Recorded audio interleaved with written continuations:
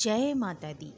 मित्रों, सबसे पहले आप सबको मेरी तरफ से मार्गशीर्ष पूर्णिमा की हार्दिक शुभकामनाएं।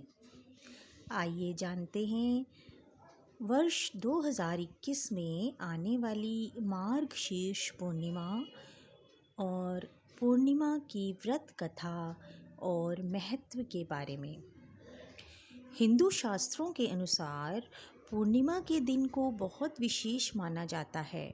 इस दिन तन और मन की शुद्धि के लिए पवित्र नदियों में स्नान किया जाता है। साल में 12 पूर्णिमाओं को पर्व के रूप में मनाया जाता है, जिसमें से आज हम मार्गशीर्ष पूर्णिमा के बारे में आपको बताने जा रही हैं। इस माह को भगवान श्री कृष्ण जी का माह माना जाता है, इसीलिए यह पूर्णिमा का दिन हिंदुओं के लिए और भी महत्व रखता है। इस दिन किए गए दान व पुण्य से सामान्य दिनों की अपेक्षा कई गुना अधिक फल मिलता है। मान्यताओं के अनुसार जिस प्रकार वैशाख, माघ और कार्तिक पूर्णिमा के अवसर पर पवित्र नदियों के स्नान से फल मिलता है, उसी प्रकार इस पर्व पर भी समान फल प्राप्त होता है। इस दिन भगवान श्री विष्णु जी को प्रसन्न करने के लिए रखा गया व्रत बहुत उत्तम माना जाता है। माना जाता है इस दिन किए गए दान से 20 गुना ज़्यादा फल मिलता है। पितृतर्पण के लिए यह दिन बहुत शुभ माना गया है। वर्ष 2021 में इसी दिन को दत्तात्रेय जयंती को भी मनाया जाएगा। सर्व सिद्धिदायक इस पवित्र दिन को सत्यनारायण जी की पूजा करनी चाहिए। पूरे अनुष्ठानों और व्रत के नियमों को जानने के बाद व्रत करने का संकल्प लेना चाहिए। इस दिन भगवान श्री विष्णु के साथ साथ श्री कृष्ण और भगवान शिव का भी पूजन किया जाता है।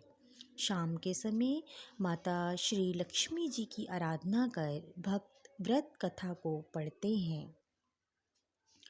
हर साल आने वाली मार्गशीर्ष पूर्णिमा का उत्सव मार्गशीर्ष माह के शुक्ल पक्ष की पूर्णिमा के दिन आता है।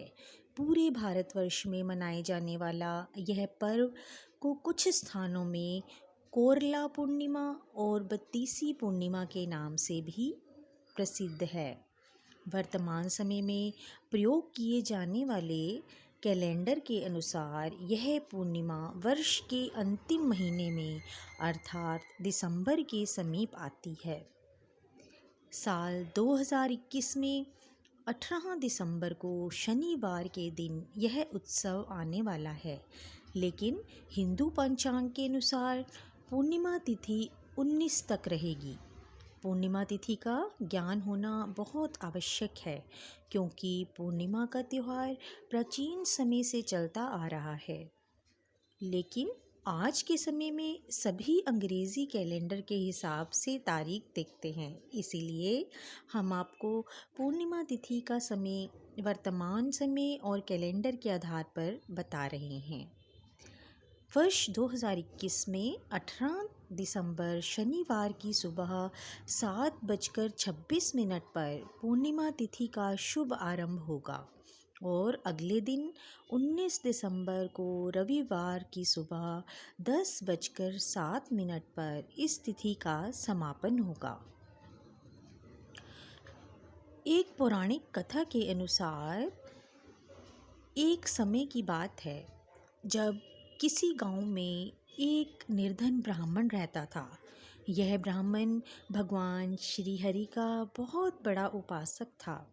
उसकी पूजा और भक्ति से खुश होकर भगवान श्री विष्णु ने उसे अपने दर्शन दिए और कहा कि कोई भी वर मांगो, मैं तुम्हारी आस्था और भक्ति से बहुत प्रसन्न हूँ। तभी उस ब्राह्मण ने माता लक्ष्मी को अपने घर निवास करवाने का वर मांगा। तभी भगवान ने उसे एक मार्ग बताया और कहा कि जो महिला मंदिर से सामने उपले बनाती है वही माता लक्ष्मी है। तुमने मात्र आदर पूर्वक उनसे प्रार्थना करनी होगी कि वह तुम्हारे घर आने का आमंत्रण स्वीकार करें। जब माता लक्ष्मी अपने चरण तुम्हारे घर में रखेंगी तो इस दरिद्रता का नाश हो जाएगा और धन धान्य की तुम पर वर्षा हो जाएगी। ब्राह्मण ने अगले दिन माता को अपने घर आने के लिए कहा, जिससे माता को समझ आ गया कि इसे श्रीहरि द्वारा ही मेरे पास भेजा गया है। तब माता ने उस ब्राह्मण से कहा कि जब तुम्हारे द्वारा किया गया महालक्ष्मी का व्रत पूर्ण हो जाएगा तब वह तुम्हारे घर पधारेंगी। ब्राह्मण ने पूरे विधि विधान से व्रत किया और चंद्रमा को अर्घ्य देकर उसका यह व्रत पूर्ण हुआ। तब माता अपने वचन के अनुसार उसके घर आईं, जिसके बाद से कभी भी उस गरीब ब्राह्मण को धन की कमी नहीं हुई। तब से इस व्रत को करने की प्रथा चलती आ रही है। चंद्रमा दोष से प्रभावित जातकों के लिए यह दिन बहुत विशेष होता है।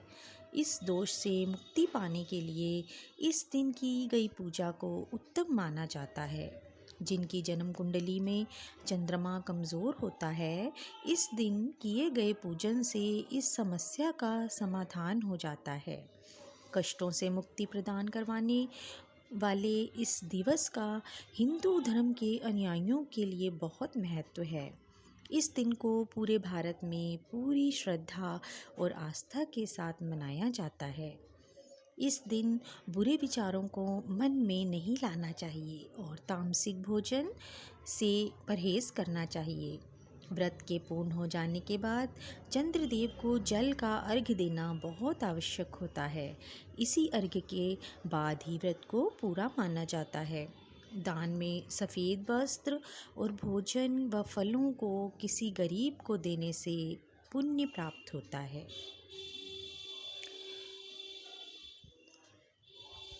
तो बोलिए श्री हरि विष्णु भगवान की जय।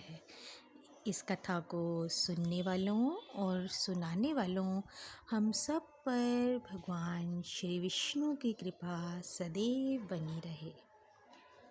श्री कृष्ण गोविंद हरे मुरारी, हे नाथ नारायण वासुदेवा।